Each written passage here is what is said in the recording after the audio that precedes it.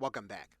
Now, one of the areas within your site properties in Google Analytics that you'll want to make sure it's enabled is going to be the demographics and interest reports.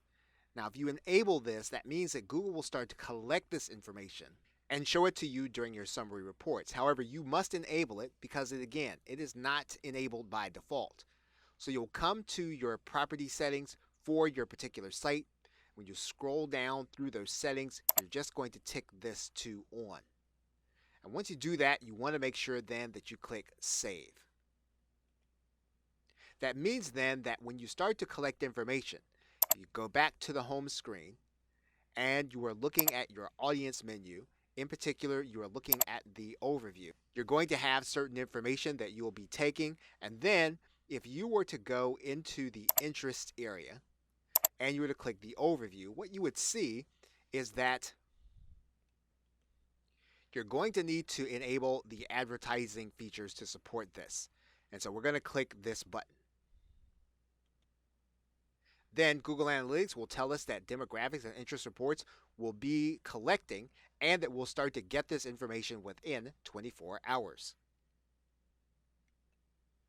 Now, also within the audience menu will be your geography. When we move into the language panel, we can take a deeper look into any of these numbers. For example, we can take a look at the English, US. We can go back and look at any of the other languages.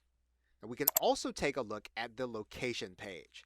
And the location page, we can do a deeper dive into any particular country that has results. For example, if we chose the United States, we'd be able to break down our visitors by state within the United States. Now, interest and geography are only two of the submenus that you actually have. You also have behavior, technology, mobile, and benchmarking and custom. So all of these will give you different views of your information. However, geography as well as interest give you a picture of who is coming to your site and why they may be coming. Okay, so with that, thanks, and I will see you in another video.